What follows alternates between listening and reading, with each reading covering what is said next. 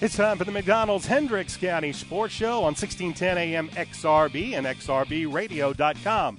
Tonight's show is brought to you by our title sponsor, McDonald's, College Prospects of America, and BMO Harris Bank. Tonight, we are at the Brownsburg McDonald's on Main Street. It is the final McDonald's Hendricks County Sports Show of the season, and we are pleased to welcome the head coach of the Brownsburg Bulldogs, Mr. Brett Comer, and along with my guest host, Christopher Worley, or not Christos, he's my co-host. He's been here for more of these things. I can't thank Chris enough. But, Coach, glad to have you aboard here on a Wednesday before sectionals here, getting ready. We're happy to be here. We appreciate you doing it throughout the year. We were just talking about that off the air, about how it's been a good thing for the promotion of our football programs. You know, and I think that's one of the things when you like to just – you get the community excited. You see them out there on Friday nights, and if this is something where and we're watching, you know, the people that come and they listen to this, I see that when I do a game over at Avon and get people coming up and say, hey, thanks for doing that, got a preview. And so Sure. we really appreciate you coming out here and doing this with us. No, it's good. We get a chance to talk about our program and our kids, and that's a good thing for us. Brownsburg Bulldogs, they are 3-6 on the season. You're coming off of a loss last week against Fishers. It's a tough night. We were talking a little bit before the show that it's fall break.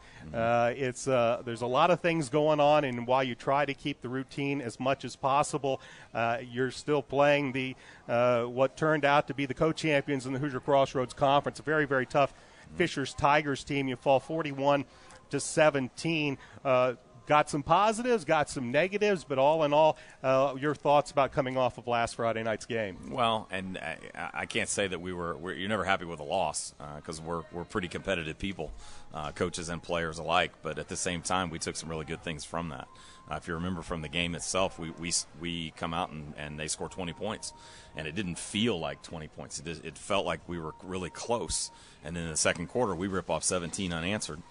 Executed on offense, executed on special teams with a pooch kick that we were able to steal back, and then turned around on the very next play and threw another touchdown pass, and then got an interception late, which allowed a field goal to close it to 17-20 with momentum.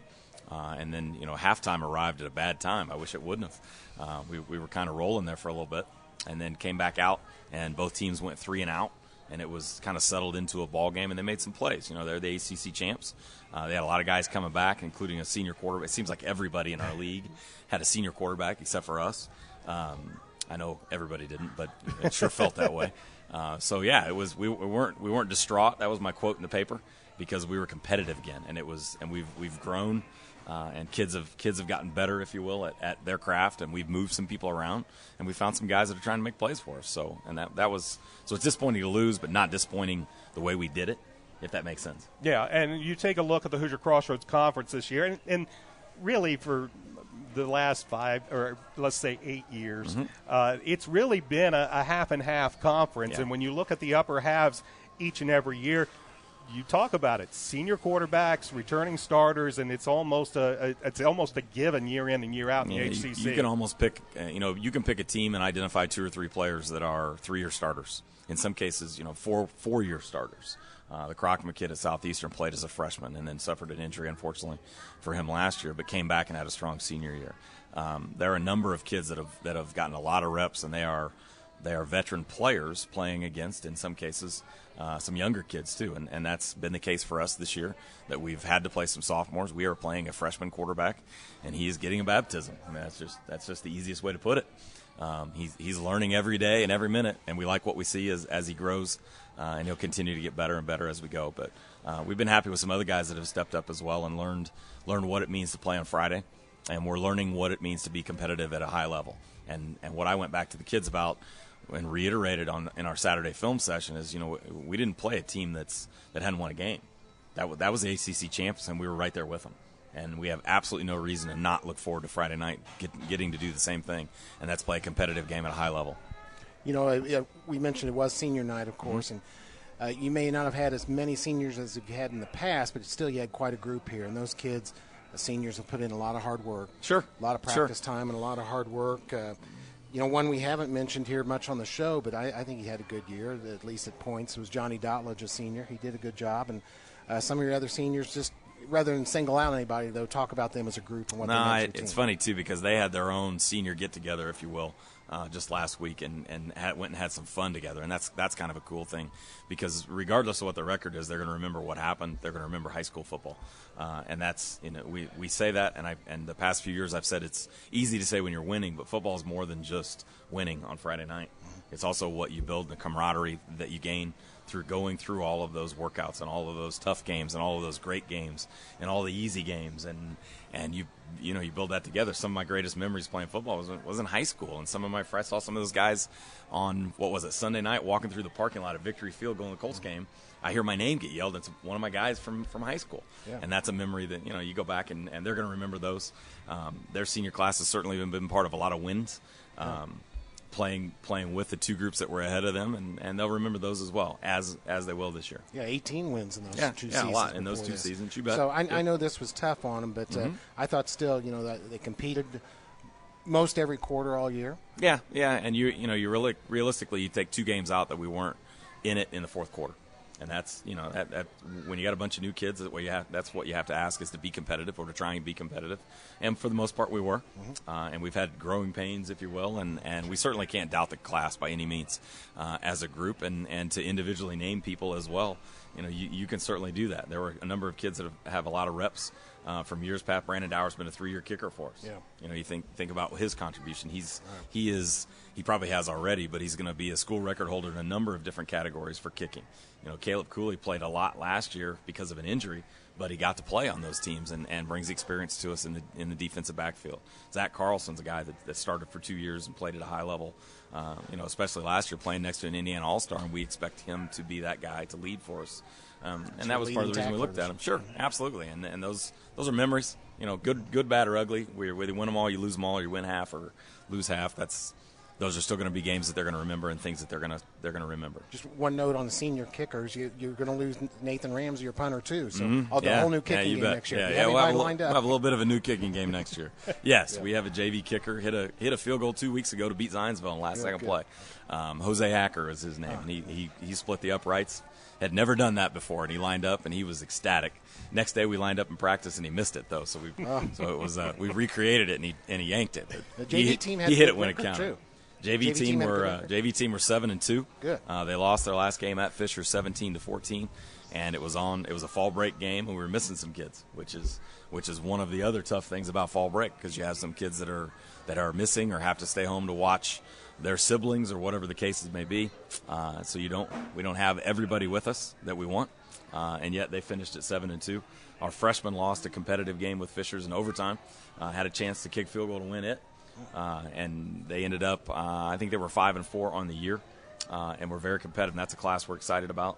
They finished the season with 67 players, so that's a number. Great. That's a big freshman class, and we anticipate those coming on. And there were 84 kids that played 8th grade football this year because they had they play East-West game out on our field, and then I went out and spoke to all of them. There are 84 kids around us. I mean, there are some numbers that are finally coming. So I think you told me early in the season there's some good size in that. Yeah, you bet. Too. Yeah, the freshman class alone has multiple kids that are large kids, and it's we got bigger this week in practice, just bringing our freshmen in, which seems kind of weird that you say it that way, but there are some big kids in that class. And you get into a lot of people sometimes a little discount the JV and the freshmen. They're a really integral part of any high school program. Yeah. You talk about the youngsters that you've got playing this year, freshman quarterbacks, sophomores all over the board. Now, as your senior class graduates, this core group, they got a lot of playing time at JV, is going to integrate next year and really make the varsity that much stronger. Sure, and that's the whole point. I mean, we don't play senior, and our HCC, I don't know if it's an HCC rule or just a Brownsburg rule, we don't play seniors on the JV because you're trying to grow kids. You're trying to help kids mature, get better, and put them in experiences that they're going to have success in later. And that's exactly right. They're also an integral part of our team during practice. When you are going against a quote-unquote scout team, you have to have somebody replicate what the other team's going to do. So I've been playing quarterback the past couple weeks, boys. So I run the scout team O. So I've got a number of guys that are with me every day that are younger kids, and it's neat to see them progress. We give awards for extra effort every week for the offense and for the defense for the kid who gave us the best look. and they get a helmet decal with it. We give a JV award for the player of the week every week to be recognized, because they deserve recognition as well, not just the guys on Friday night, because they're all part of that football team. Now, you're running the scout team. Are you in the red jersey? Yeah, I'm not in the red jersey. They know not to hit me, but I've been on the ground a few times. As I say, you don't mind when those I defensive. I got a broken nail and I got a cut on my finger. You don't mind it when those defensive linemen get to you, I take it. Yeah, wait a minute. I don't know about that. But I don't want to get hit. Those days are over. You talk about some of the progression. Hunter Johnson last week, 9 of 21, threw the ball a little bit more, 118 yards, a couple of touchdowns. Had a few issues with center quarterback exchange, but he's a guy. He was dinged up a little bit a couple of weeks ago. Came back and starting to see a lot of progress out of him. Played half of the homecoming game, or less than half of the homecoming game. Probably could have finished it, and we chose not to do that. And Clint Fink is one of those guys that you talked about. He's a junior. In a tough spot as a quarterback, and have a young kid ahead of him, and came in and delivered and did a great job. We were very, very proud of that, and he's helped lead our JV team to a lot of those victories as well. But yeah, Hunter's certainly matured, and he is maturing. He has stepped up and threw the ball really well. I thought he was on target. Had a couple drops as well. His statistics should be better, not just in the previous game, but in games prior to that as well. So we've gotten better up front and giving a little more pass protection, a little more time, and that's just working with kids. I mean, he didn't know anybody coming in, no less knowing his receivers, and when you're thrown in the fire at Hamilton Southeastern, and they said, okay, it's your job, play. That's kind of tough. And the kid has a lot of moxie, and that term's used all the time. But he's a very calm, cool kid, and he's going to do a lot of great things for us. One of our shows earlier this week, I actually got to talk to a couple of players who actually came in after you left and everything. Oh, is that right? And we were talking, but one of the things they said in looking at Hunter Johnson, that it's tough. You don't really want to start a freshman quarterback at varsity, but they said even before the season, the word that I heard was that he was a beast.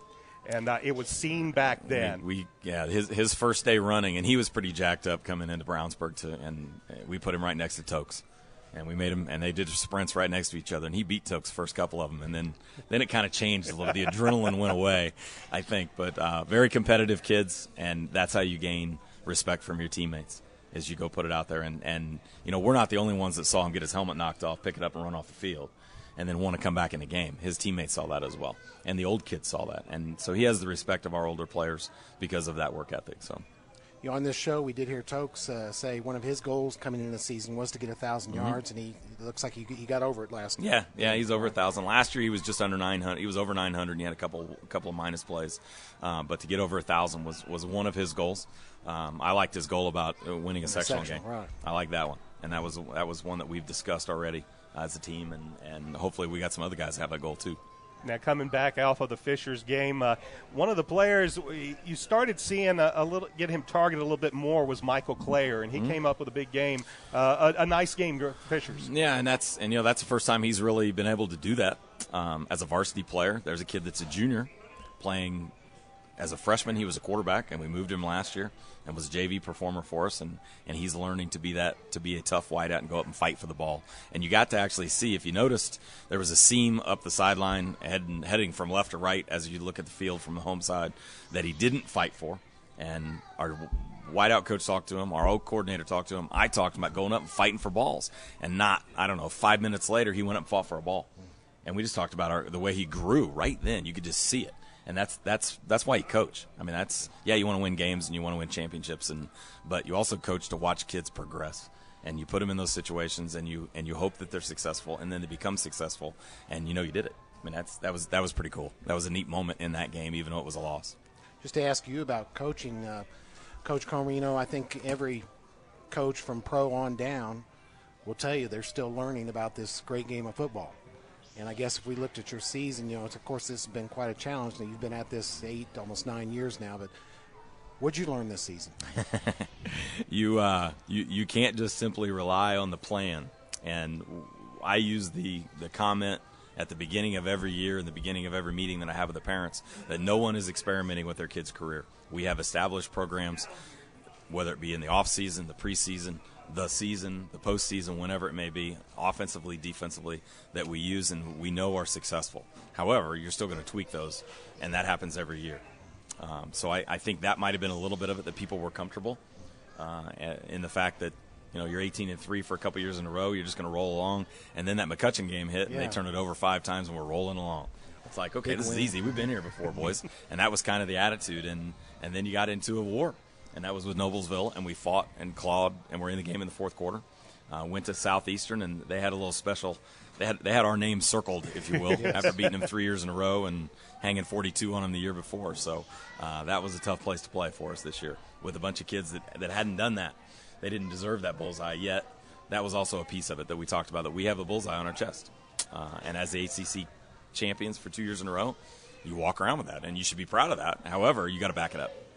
And with a young team, you've got juniors and seniors that did that. And well, I'm sure your senior class this year was like, look, this is what we've built.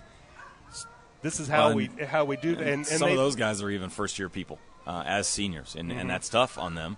But they fought through and been special teams guys, or they were JV players as juniors, and it was their turn, and they had a bullseye on the chest. So they had to step up and try and defend that and make those plays, if you will. And some of them, it was the first time doing it. So it's been a year of progression. That's the way to word it. That's the way we're going to word it. Yep. Well, the great thing about what's coming up on Friday is toss out the 3-6 record. Yep. Nothing matters. Everybody starts off brand new and all the same. And you've drawn a team in the Pike Red Devils. Pike 5-4 this year. I think they ended up second, third in the MIC.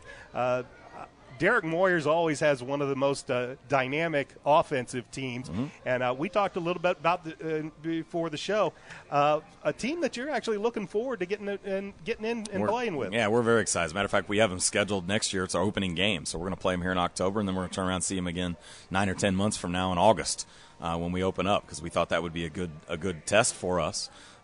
Next year, as the HCC changes and we have non-conference games, we open up with Pike. We play Lawrence North in Game 2 and then Franklin Community in Game 3 before we play Avon in Week 4, which is the opening night for us for the HCC. So Pike is certainly exciting because they're different, and it's somebody that we haven't seen nor played in a long time. Brownsburg and Pike used to be in the Central Suburban Athletic Conference, and they were every year opponent. Along with LC you have to go and Center about Grove 15, 20 years. Yeah, but I'm old enough to do that, so I can go back to that. I was playing before we were in the Central Suburban Athletic Conference. So yeah, it's going to be exciting because it's a new place, it's a new challenge, and it is, as you put it, it's a new season. And in Indiana, everybody gets to play. There are a lot of teams that don't have great seasons, but they end up having a good tournament too. So we're excited about getting to play them. You're going to see a Pike team. They're bringing back a two-year starter in Brent Lyles.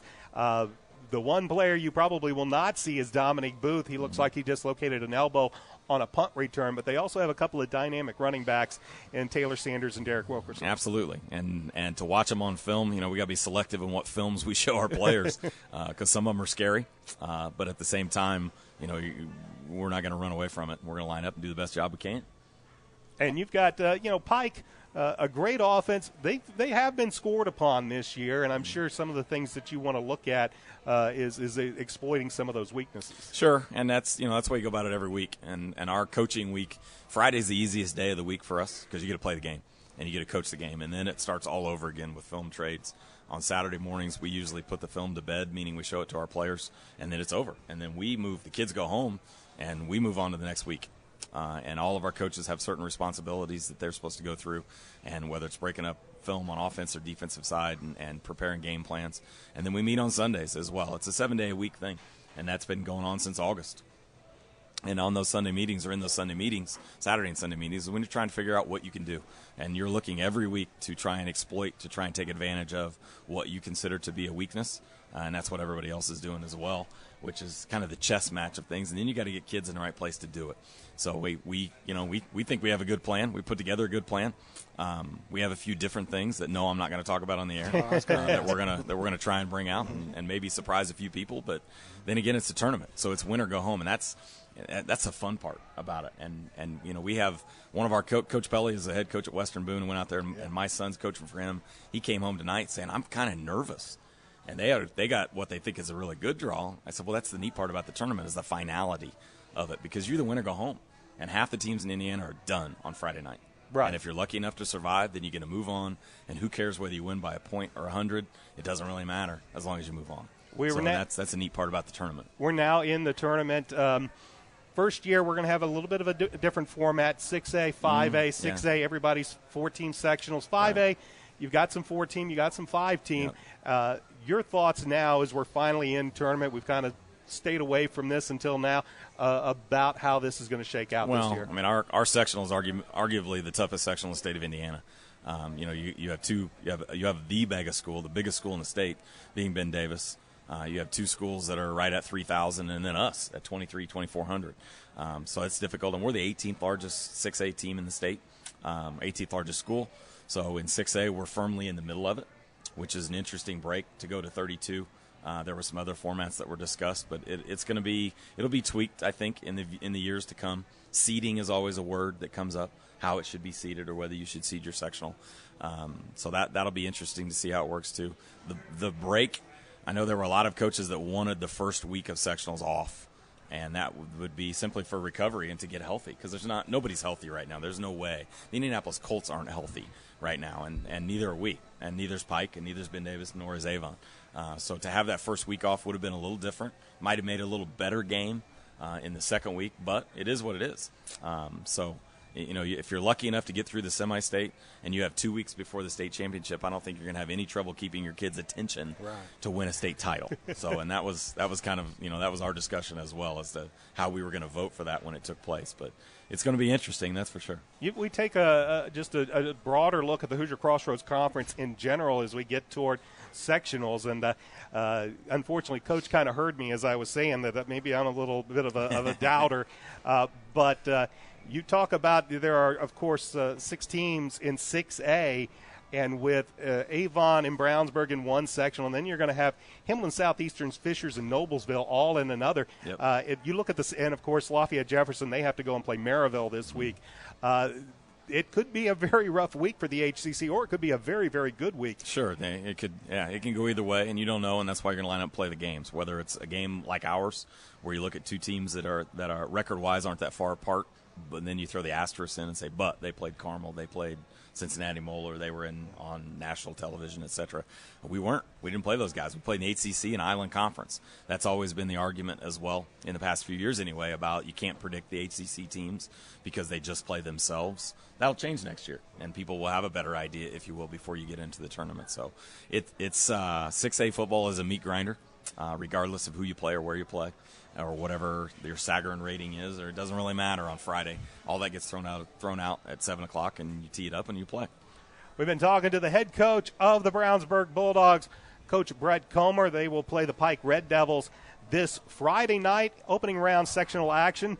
For most of you, that means it's the sectional semifinals. That's the change this year, is that 6A, there's only 4-team sectionals. They're going to play in what many of us consider the sectional semifinals. That also means 6A will be ahead of a lot of the 5As. When the 6A schools are having their sectional championships, regional, semi-states, they're always going to be a week ahead. They'll get that week break before the championship game, Thanksgiving weekend at Lucas Oil Stadium. You can watch that game and listen to that game between the Bulldogs and the Red Devils right here on 1610 AM XRB and XRBradio.com.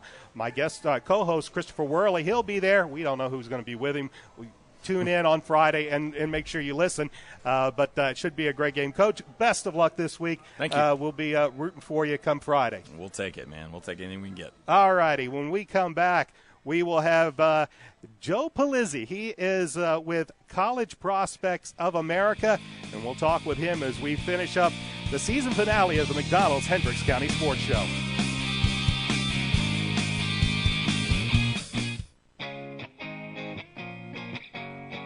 Right now at all Avon and Brownsburg McDonald's, you can check out the brand new Mighty Wings. Mighty Wings are hearty bone-in chicken wings that are crispy and breaded with a spicy kick.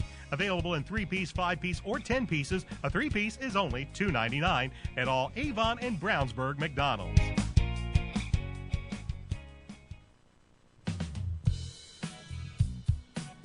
Are you interested in playing a sport at the collegiate level? College Prospects of Central Indiana can help you achieve this dream. Right now, thousands of college coaches are searching for athletes but lack the resources to find them. This includes Division I, II, and III, as well as NAIA and junior colleges. College Prospects can help both male and female student athletes get the best education at the best price that allows them to continue participating in a sport they love.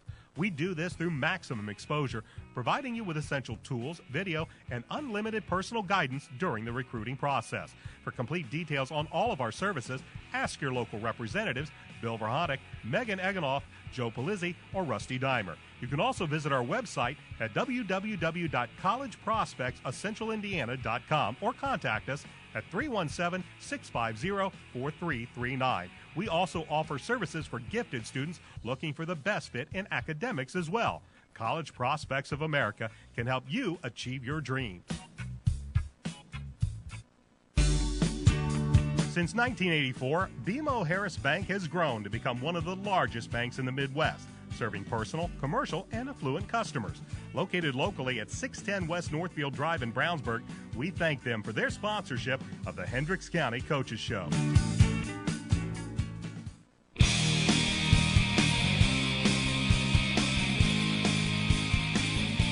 Welcome back to the McDonald's Hendricks County Sports Show on 1610 AM XRB and XRBradio.com.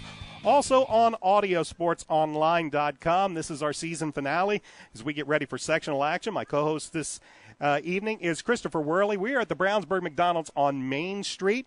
Again, final show of the season, so if you didn't make it out here, well, we're sorry, but getting you ready for sectional action coming up here on XRB at about 7 o'clock as the Bulldogs will take on the Pike Red Devils. It is my pleasure to bring on College Prospects of America, Mr. Joe Polizzi, as they've been a fantastic sponsor this year, sponsoring the College Prospects of America Athlete of the Week. As Coach Comer said, well, most of the kids, they're off this week. They're floating about. They try to gather them around, and as Coach said, they've been practicing in the morning, pretty much giving them their afternoons off. So it is our pleasure to bring if you're familiar with Coach Polizzi, as I keep calling Coach, longtime University of Indianapolis head coach. He is with College Prospects of America. And, Coach, thanks for being a sponsor all year. We've really appreciated you coming out and supporting us. Well, we're just honored to be a part of this. You guys do such a great job, and this weekly show is something the coaches and the area and the student athletes look forward to. So it's our pleasure to be a part, and it's been a great thing for us. It's been a great thing for me to be around, and certainly to get the word of College Prospects of America out to our people in Hendricks County. All right, and of course, College Prospects of America, they are one of those places that if you've got a student athlete, not everybody is a Tier 1 player. Not everybody is being scouted by the big schools. If you've got a student athlete that, there are plenty of schools that are looking for athletes. Sometimes they don't have either the budgets or the ability to get out and see everybody, and that's where College Prospects of America comes in. We have the ability to proactively market student athletes in all sports, not just football, but all sports in male and female. And what we like to do as early as possible in a student athlete's career, get the word out, get some of the basics out, get our profile, get a video to get a young athlete that is interested in participating on the college level out in front of the coaches. Our database reaches all four corners of the United States, so we can get people out and have coaches start to follow and start to understand and start to recognize talent, and not only in the classroom but on the field of play and in the pool and in the golf course and wherever. But that's our ability, is to proactively market and then help families through that whole process, which I think can be overwhelming if it's something you're not used to. And one of the things with College Prospects of America, we've got Mr. Joe Polizzi with us this evening. We've had Megan Eganoff on. One of the things to talk, it's never too early to get started. You want to be able to get yourself out there, get your name, because coming in your senior year come March is not the time you want to get started. It's very difficult. Actually, you're exactly right. The sooner the better. Once coaches could get familiar with you, and then they can follow your progress, and they're going to see what kind of a person you are, not only as an athlete, but they're going to see what kind of a worker you are. They're going to see the character. We have so many people in our area, in Hendricks County, that can help coaches and help programs and be benefits to schools, and that's our number one calling card, is that we can get the names out, we can get the profile out, we can get the video out, and then continue to contact these coaches for families and get that whole process in motion. When we start talking about recruiting and student athletes, of course, like I said, you see a lot of them, of course, the big names that might be recruited by Division I, but for student athletes that maybe they're looking for your type of services, we talk about the athletic side, but academics also fall into a big category, and you've got academic minimums, but how much better grades will also help you in the recruiting process? Well, we represent all levels, whether it be NCAA Division I, II, III, or NAIA. But you're right. The majority of our student athletes, for the most part, are going to be lower level Division I all the way down to NAIA. And once you get to the Division II, Division III, the NAIAs, they don't have the budgets to slap full scholarships on students, and especially some of the Olympic sports other than both basketballs and football. So coaches have to stretch their dollars, and they try to combine academic money with athletic money and even financial need money to put together a package. When I was at the University of Indianapolis, we would never be able to give a full ride to a football player, but that wasn't to say that some of our kids weren't getting full rides, because they may have a 3.5 and we can get them a half of a tuition academically. They're good athletes, they're good people, so we can get them the other part with our football or our athletic money. And then if there's some need in the family, or the financial aid form shows that there is need, then we could pick up the room and board. So it's very, very important, to answer your question, to have a great academic background to match your athletic talent. Joe, let's say we have somebody listening and they say, boy, that sounds great. I don't know how to get started or where to go in this. How do they get started with College Prospects of America? That's a great question. The best thing to do is go to CPOA CI. That's College Prospects of America, centralindiana.com, and you can get all information on us, and we can get that, we can start the process immediately. What we like to do is get in and speak with families just as soon as possible. There's a lot of great things that take place outside of just the marketing of the student athlete. We consider ourselves a comprehensive program, so we're going to work with the young man, young women on what to ask a coach, how to dress on a campus visit, how many campus visits. We have expertise in NCAA rules and how to fill out the financial aid form. But the big thing is to get us in front and realize some of the benefits that we can put forth to a family. You know, I've told people, I've gone on the website, after learning about your operation on this show, and it's easy to use. There's nothing real hard about it to get started and to look at things, and that database is quite impressive. As you said, it's nationwide. It's nationwide. I can cite many examples, but we have student athletes that get on our program, and their profile goes online on Monday. On Tuesday, they're getting contacted by 50, 60 schools. By Wednesday, they're getting offers. It's that way because, as you mentioned, coaches need, universities need good student athletes, character student athletes, and we have those in our area. They always don't have the staffs to get out to Indianapolis or Hendricks County to recruit, but with our service, we can get them right on the desktop of all these coaches across the country, which creates great opportunities. And one of the great things about College Prospects of America, helping maybe your potential student athlete, is you're dealing with people with practical real-world experience in the area of college recruiting. Coach Joe Polizzi with the University of Indianapolis. His partner that's been here on many occasions, Megan Eganoff, well, she played basketball and ran track for Plainfield, then went and played for the Marion Knights. So you're talking with people that have real-world experience on both sides of the line, should you say, from the coaching side and what they're looking for, and from the student-athlete side on the type of questions that need to be answered and asked. We feel we have a team. Our College Prospects of Central Indiana, we have a team of experts that can help in every area. I'd like to mention another gentleman that is with us and is actually a very strong partner, Bill Verhonick. He, as a parent, had a student that got a scholarship in soccer at the University of Indianapolis, so he's been in the program on both sides of things. So we feel like we can be experts in how to market, be experts in how to guide, be experts in how to plan how this whole recruiting process goes. And the bottom line is it creates opportunities that get our student athletes in the doors of universities. And we all know that the benefits of playing or participating as a student athlete in a college level zooms when it comes to your marketability after graduation. It has been our pleasure to be with Coach Joe Polizzi. You're always going to be coach to me, sir.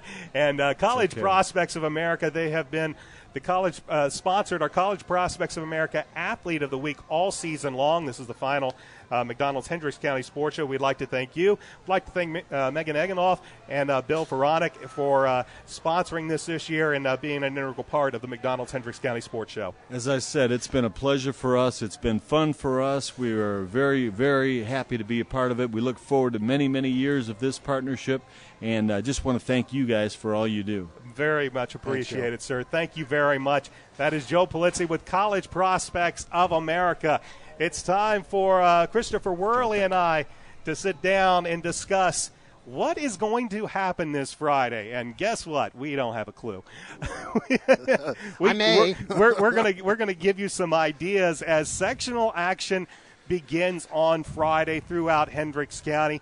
Of course, as we just talked to the head coach of the Brownsburg Bulldogs, Brett Comer, the Bulldogs will open up with the Pike Red Devils coming up this Friday night. That game is at Pike. You can listen to it on 1610 AM XRB and XRBradio.com. Kickoff for that game is at 7 o'clock. The Bulldogs are 3-6. The Pike Red Devils are 5-4. And while the coach mentioned that this is actually a series that has existed, you got to go back 20 years ago before you can find that. As a matter of fact, you look in the last 15 years, there have been no meetings between these two schools.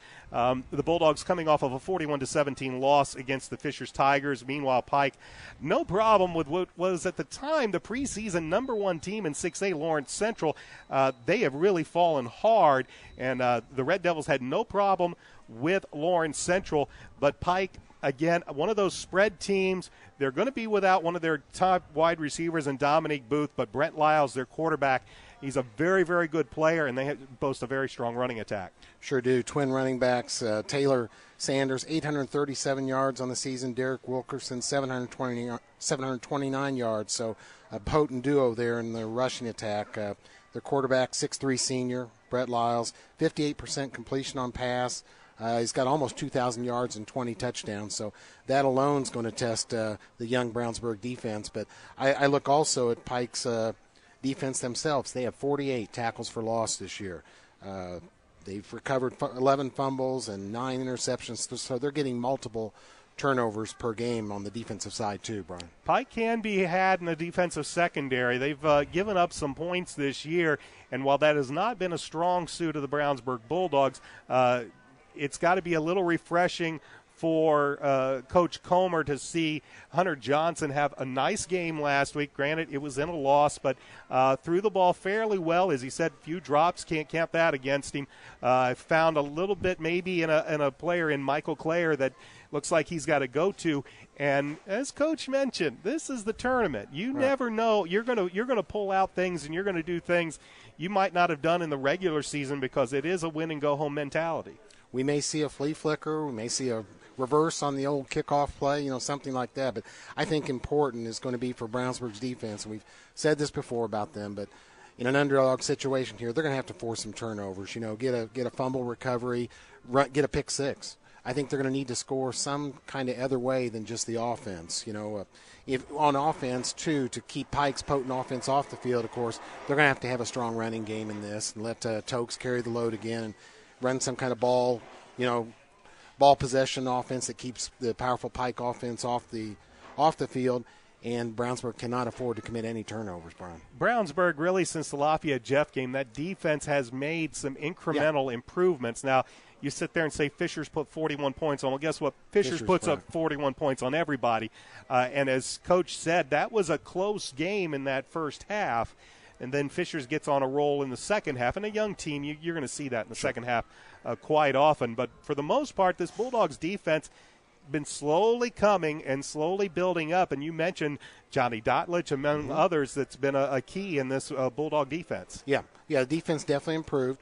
The offense hasn't been able to keep pace, of course. Now, sure, they got the one superstar in Tokes. The passing game's improved a little bit, but not enough here. And just one more look at Pike here, we can say, well, the record's 5-4. Well, if you don't know who they played, of course they've played a tough schedule in that mix. They played North Central, Center Grove, Ben Davis, Warren Central, Lawrence North, Carmel, and just coming off that win against Lawrence Central. So.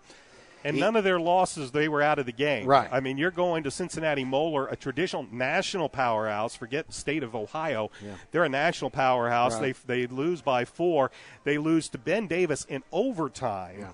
And then when you take a look at Carmel, close game, and also the game against Center Grove. At the time, Center Grove, number 1 team in the state. Right. And they lose 14-13. So Pike, as Coach Comer kind of intimated, don't believe the 5-4 record. Much like and after the break, we're going to talk about Avon and their record. They're a lot better team than that 5-4 record indicates. Sure. Just trying to pick this game, of course, I have to give Pike quite an edge. If Brownsburg can get some things going, get a few turnovers early, create some kind of offense besides the regular offense that's on the field, get some turnovers, get off to a good start, and run some ball control. Some things may be possible, but they're going to have to get some good breaks along the way. It's going to be one of those games for the Brownsburg Bulldogs. Can you survive the first quarter? Yeah. If you can keep the game close in the first quarter and then keep it close in the second quarter, you always have that chance. But their thing is going to be get off to a quick start, or at least keep Pike from getting off to a good start. Keep that game close, and then make your adjustments, see what you can come back with in the second half.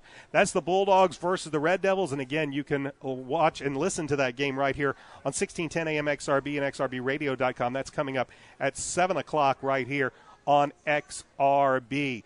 When we come back, we will take a look at the rest of the teams here in the Hendricks County area as we get ready for sectional action. This is the McDonald's Hendricks County Sports Show on XRB.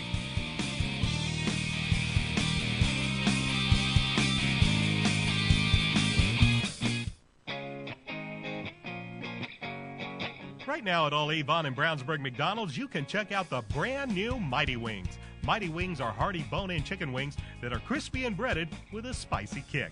Available in 3-piece, 5-piece, or 10 pieces, a 3-piece is only $2.99 at all Avon and Brownsburg McDonald's.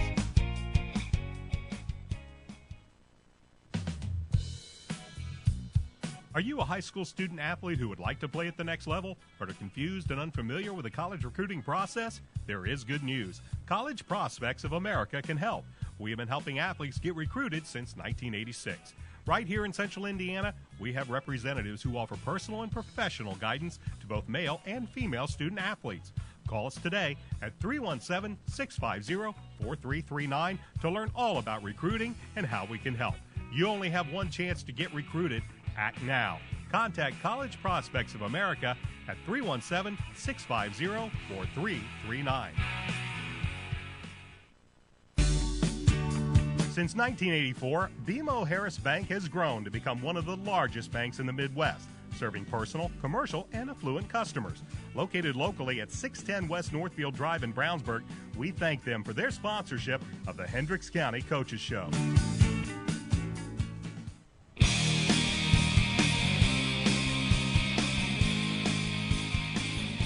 Welcome back to the McDonald's Hendricks County Sports Show on 1610 AM XRB and XRBradio.com. If you're tuning in right now, well, then you'll be happy to know Bulldog football coming up at about 7 o'clock right here on 1610 AM XRB. It's my pleasure to have my co-host with me, Christopher Worley, as we get ready to look at the rest of the action involving Hendricks County schools as sectionals begin this Friday, and we'll take a look at the other other 6A school in the same section as the Bulldogs, and that'll be the Avon Orioles. The Orioles are coming off of an impressive win last week. They defeated Zionsville by the score of 12-7. Zionsville got an early touchdown in that game, and then the Orioles defense clamped down and pretty well shut Zionsville down, as Zionsville only with 146 yards, but Zionsville also a very good defensive team as well. They held the Orioles to 206 yards, but the Orioles got a couple of touchdowns late in that game in the second half, a David Shaw 2-yard run and a Matt Moore 9-yard pass from Brandon Peters. The Orioles missed an extra point on the first touchdown, tried to chase it in the second. In the end, didn't come back to harm them. Brandon Peters 10 of 15 for 89 yards, but something that the Orioles do have to watch out, three interceptions all in the first half. Again, penalties plagued Avon, but they come away with a win. They're now on a 5-game winning streak, and boy, they're going to need all that momentum they can get because they're going to have to play currently 6A number 2. As I've said last week, They are my number one team in 6A, and that's the Ben Davis Giants. Yes, Brian, and they've won 5 in a row, too. Both these teams lost. Their last loss was on September the 13th. Since then, they both won 5 in a row. That loss was Ben Davis was to Warren Central. Since then, they've defeated Pike, Lawrence Central, Center Grove, Lawrence North, and that big game over Carmel last week. So if I didn't have to broadcast the Brownsburg game, I would either be going to this one or Greencastle at Tri-West. But this is a star matchup here, Avon at Ben Davis. We've talked about how great Avon defense is, and that's really been the key to their 5 wins in a row. Avon, as I mentioned, on a 5-game winning streak. Defense, that has been the key. And the Avon Orioles, they get just enough offense. The one thing they have, strong running attack. David Shaw and Derek Tennant. That gets them some yardage. That opens up play action. If you can't get the running game going, that's not going to open up play action. Avon does have some deep threats, mainly in Crest Kimbrough. They've started seeing Andrew Griffin, who started the season as a defensive back. It was really the Brownsburg game that Chris and I did that we started seeing him move over to the offensive side of the ball. And Coach Mark Bless talked about Andrew being probably their best receiver when all things are said and done. That gives them another weapon. You bring him, you've got a very reliable wide receiver in Sam Bloom and a great tight end in Matt Moore. It's whether or not that offensive line by Avon can provide some protection for sophomore quarterback Brandon Peters. It will be limiting turnovers and, of course, limiting penalties. Ben Davis, it is all about speed. First and foremost, they are a fast team. They run a spread offense. They will run a no-huddle. They'll hurry up to the line. They're going to try to keep Avon from substituting in and out of the ball game. And so it's going to be something that they're going to want to get they're going to have to get their substitution packages in very quick. And then, the thing you always want to do against any spread team or any team that a good offense, you need to get them off the field as quick as possible. That's right, and keep a ball control offense. And I think Avon, of course, will try to do that with that strong rushing attack. But I look for them to try to break Kimbrough. They always do Kimbrough a couple times deep, and maybe throw a few passes at this Ben Davis offense. But you look at Ben Davis's offense averaging 32.1 points a game. I was surprised it wasn't more than that. Well, the only reason it's low because in their 2 losses they scored 7 points each. The rest of these games against top-notch teams, they've been scoring 49, 42, 37, even 65 against Lawrence North. So Ben Davis is going to put up some points, but this Avon defense has been so great, I don't know how many. In this game, Ryan, I'm going to have to give Ben Davis just a slight edge. I got it 24-14. It's going to be a tough battle, I would think. The Giants come with an excellent quarterback in Kyle Kastner. He threw for 251 yards, leading the Giants in a big comeback last week against Carmel. They spotted the Greyhounds 24 points and then ran off and came away with the victory in that game. They were up 21-0 were the Greyhounds. And then in the end, it was the Ben Davis Giants winning that game by the score of 28-24. Kyle Kastner completed 13 of 16 in the second half. Wow. For that comeback. Their wide receiver, Michael Beatty, set a school record with 11 catches for 129 yards. And then you take a look at their tailback, Chris Evans. He had 115 yards and 3 touchdowns. So plenty of offense on that side of the ball for the Ben Davis Giants, and then they do boast a pretty strong defense as well. It's going to be an interesting game. The Giants, though, they're on a roll, and that's about all you can say as Ben Davis has won also their last 5 contests, so it's going to be a very close game. It wouldn't hurt, and we've seen him do it before, as Avon's outstanding defensive back, David Griffith, come up and get an interception or 2. And that's something, as the Orioles have with a nice ball hawker at you'll see David Griffith. He'll come back as a DB. He'll line back up at free safety, and they've also got a very good strong safety in Ryan Bradley. The big key for Avon last week, they lost linebacker Zach Williams to maybe we never got it. It was something with his collarbone. He ended up leaving that contest, but look for probably a lot of blitzes out of the Orioles. Avon always has a very aggressive defense. They'll take some chances on both sides of the ball, and they're probably going to need to against a very good Ben Davis team. That should be a good one. You can watch that game on xrbradio.com. The Indiana Football Hall of Famer Dave Shelburne will be joining me from Ben Davis. Pregame for that game will be at 6:45. Kickoff at 7. You can watch it right there on xrbradio.com or here on audiosportsonline.com. The Plainfield Quakers with Coach Brian Woodard, it's been a bit of a struggle lately. They've lost their last 4 as they head into sectionals, losing last week to Martinsville by the score of 39-28. You can't fault their talented running back, Jacob Maple. He ran for 204 yards last week. But it's really been the rest of the offense, and especially once the Quakers get behind, they really haven't had the quick strike ability. They've been able to move the ball in for drives, but they haven't been able to come back once they get behind. They're going to have a tough test when they take on the Lebanon Tigers, who finished second in the Sagamore Conference behind champion Tri-West. The Tigers are 7-2. They did lose 2 out of their last 3, including a big for Lebanon. It is a huge rivalry game against Western Boone. That's pretty much Avon Brownsburg here up in Boone County. That is the matchup there, Lebanon and Western Boone, and it was Webo that got the 21-17 win. But this is another team that has a very good defense, a very sound offense, and it's going to be a real tough test for Plainfield. It will be. I just looked at common opponents. They both played Danville and Mooresville, and both teams beat those 2 common opponents, so no real factor there. But I think Lebanon's defense has been outstanding this year. They've given up an average of just 10.1 points per game.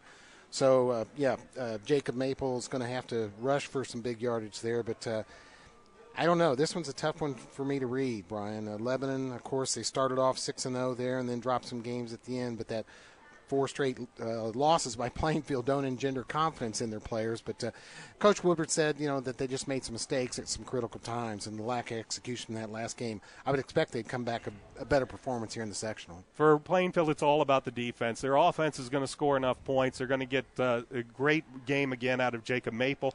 Brady Nichols has been solid. He was 14-27 for 175 yards and no interceptions in the game last week against Martinsville. In fact, that was a close game in the first half, but Martinsville opening kickoff of the second half, 92-yard kickoff return for a touchdown, and things kind of snowballed from there.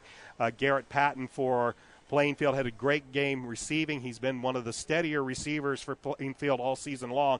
They're still going to need that offense to click. They've been scoring Plainfield 34 points a game, and you would say, hey, if I can get 34 points a game, I can beat most. But it's the defense that's going to have to really step up for Coach Woodard in the Plainfield Quakers. And, again, they will be playing Lebanon. That game is at Lebanon, and you can, I believe, watch that game right here on xrbradio.com. The game will kick off at 7 o'clock.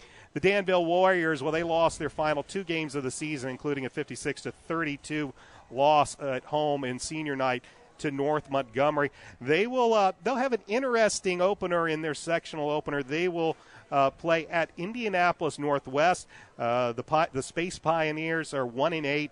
They lost to Heritage Christian 48-22. It's an independent school, and for Coach Nicholas Morales, boy, the Space Pioneers, they just would like to get some points. They only have scored, on average, 8 points a game, giving up 42 on paper. This should be a game that Danville should be able to win handily and hopefully move into the sectional semifinal. Yeah, that's the way I see it, Brian. And that'd be good for these Danville kids. Like we said, especially, your seniors, they've worked hard all year. They don't want a 2-7 record. I definitely see them getting by this game. A lot of Indianapolis Northwest games, they either scored 6 points or 0 till the end of the year. So Danville, I don't see much problems here. It is sectional. Who knows? Anything could happen, but I definitely see Danville getting this done here in the first round of their section. Of course, Plainfield and Danville are both in the same sectional now. They're in sectional 22. Plainfield, Lebanon, that winner will play the winner of Roncalli versus Mooresville, and for Roncalli, that should be a bit of a walk in the park, while Danville will, if they can get past Northwest, it's not an easy matchup. They'll play the winner of Chittard versus Northview. Of course, Chittard making the jump from 4A to 5A this year, so their 6-3 record. They've played some very, very tough teams, but no easy going should Danville manage to get ahead and get past Northwest this Friday night. The big team here in Hendricks County this year has been the Tri-West Bruins. The Bruins are your Sagamore Conference champions, 7-2 on the year, and they won their final 6 games in a row, including a 54-14 whitewashing of Crawfordsville to walk away with the Sagamore Conference championship.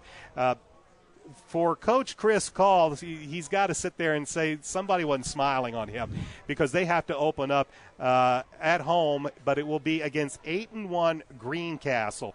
The Tiger Cubs have lost only once. That was to South Putnam during the middle of the season. They've won 4 in a row, including defeating Owen Valley on the road 33-20. The Tiger Cubs score about 37 points per game, only give up a little less than 18 points.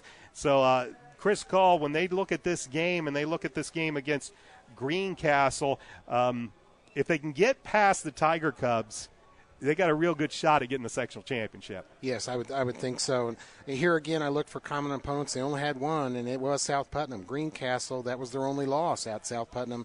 Tri-West did defeat South Putnam 22-7, but that was early in the year. But Tri-West has been outstanding second half of the year. They're my Hendricks County Team of the Year, and also the player I would vote as the Hendricks County MVP on a team is Jake Hendershot, their outstanding quarterback. He's a run threat. He's a pass threat. Quite a leader. He's done so many good things for them. So, yes, that draw, this is going to be very, very tough, but I see Tri-West continuing on a roll here. Tri-West will play Greencastle Friday. They will play the winner of Crawfordsville versus Edgewood. And really, if you take a look down, if you want to chalk it on out, probably their toughest test after Greencastle would probably be in the sectional championship game against either North Montgomery or Brebeuf. Those two will actually open up the sectionals against one another. So it's on down the line. What could be very interesting is there's a chance that they would have to play Western Boone again, and that was a good game a few weeks ago that the Bruins able to win that game 28-20. So as we take a look at chalk and all that and how games play out, for Chris Call's Bruins, it's get past Greencastle, and then things might get a little bit easier. And then we'll finally look at the Cascade Cadets. Cascade finished with a record of 5-4. Coach Jason Thompson, he's run through, he's had really what we would consider a successful season coming off of what they've been the past couple of years. They had a nice 3-game winning streak early in the season. Now they've lost 3 out of their last 4, including a 42-0 loss last week at Cloverdale, or at South Putnam. So guess what? They're going to get 1-7 Cloverdale. So if you're going to get a little healthy, that's not a bad draw for Coach Thompson and the Cadets. We take a look earlier. Cascade defeated Cloverdale 48-19 earlier this year, and Cascade, they will get past this, and then it's quite likely that they'll have to face somebody that. Well, if you want to say it kind of started a little bit of a downward slump the second half of the season, they would probably be playing Speedway in the sectional semifinals. Gosh, that would be tough. And that was their first. It wasn't their first loss, but it was their first big loss after starting the season so great. I tell you, I have this one circled because if you want to see some kids who are really excited to play this week after losing those 2 big games to Greencastle and South Putnam to end their season after such a strong season, they lost those 2. I'll bet you these Cascade kids are really going to be ready to go Friday night against an opponent they've beaten before and would feel confident they can get again. We're going to have a lot of great football for you here on XRB coming up on Friday. We've got, again, as I mentioned, the Brownsburg Bulldogs.